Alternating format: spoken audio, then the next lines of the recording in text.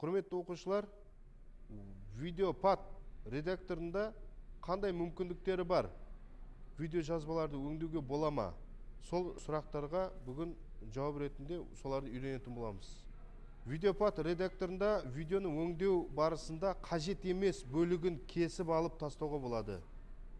Көрсетілім, арнайы тақырыптарға видео қалай жазуға болады? Ол үшін арнайы тақырыпқа қатысты суреттерді немесе интернеттен дайын ақпараттарды бумаға жинап алған тиімді. Бүгінгі біздің өтетін тақырыбымыз видео жазбаны өңдеу. Міне тақырып берілген. Бүгінгі күнді тақырыпты дәптерге жазып алыңыздар.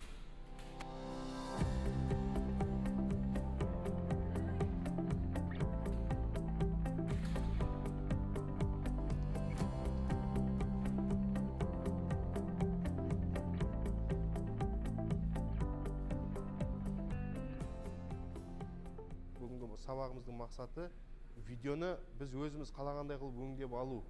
Интернеттен видеоны жүктейміз, одан кейін қалған жерін құрастырып, соны сақтап үйренетін боламыз бүгінгі біздің сабағымызда.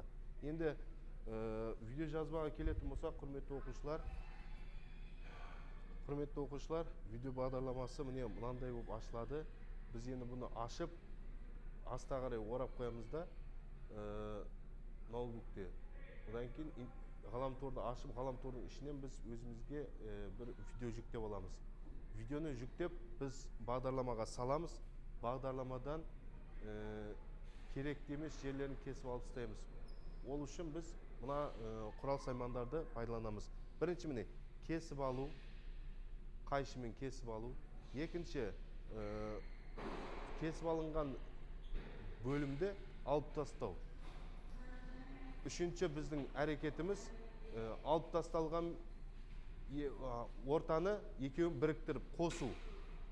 Осы нелерді біз орындайтын боламыз осылай қылып. Түсінікті ме оқушылар? Енді қазір біз бұны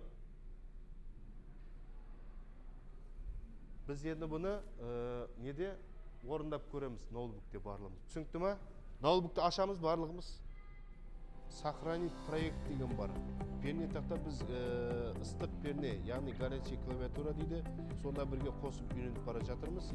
Сол жерде, осы жерде міне Ctrl+S батырмасын басамыз. Құрметті оқушылар, бұл біз горячая клавиатура дейді, ыстық пернеден бірге қосып үйреніп бара жатырмыз. Білесіздер, сохранить проект ыстық пернеде бұл Ctrl+S батырмасын басатын боламыз. Ctrl+S-ті бастып, мына жерде шықты міне. Біз алдымен қараймыз, қай жерге сақтаймыз.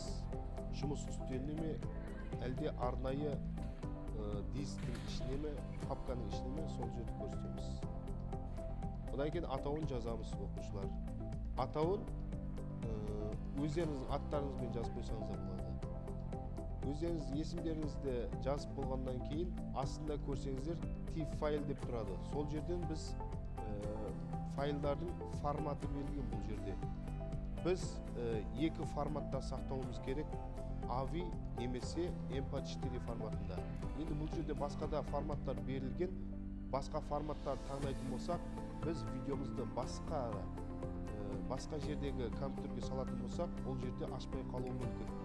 Барлық компьютерге стандарттық форматы ретінде AVI MP4 форматы енгізілген.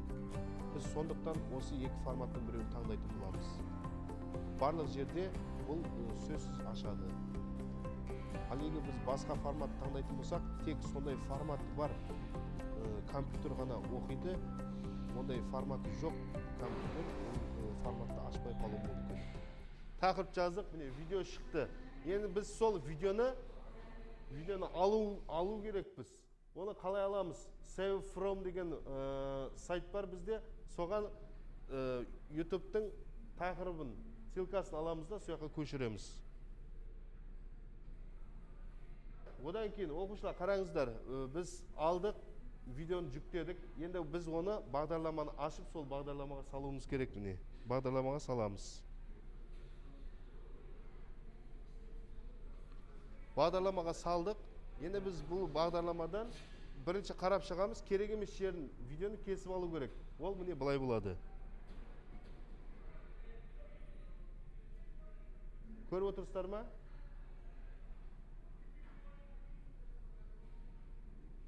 Міне былай қылып кесіп алып тастадық. Міне мына бөлікте біз мына бөлікті кесіп алып тастадық.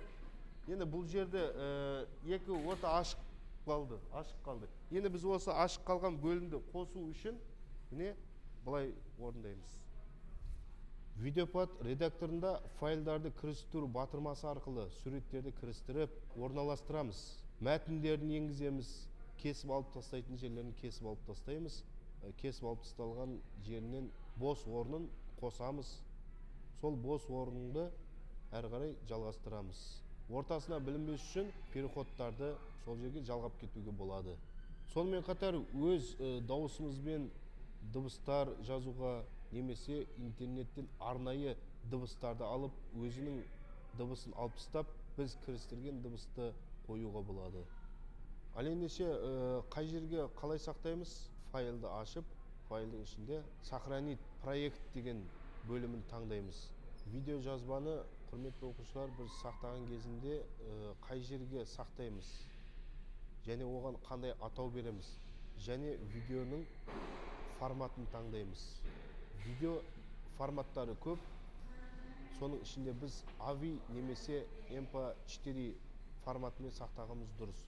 Ал неге деп сұрайтын болсаңыздар, біз басқа форматпен сақтасақ, оны көп компьютер аша бермейді. Құрметті оқушылар, бүгінгі сабағымыз түсінікті ме барлығымызға?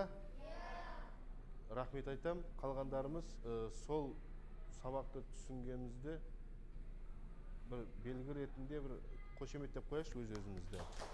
Аха, бәрекелді. Ал енді құрметті оқушылар, бүгінгі сабақ аяқталды. Сабақ түсіндіңіздер ме?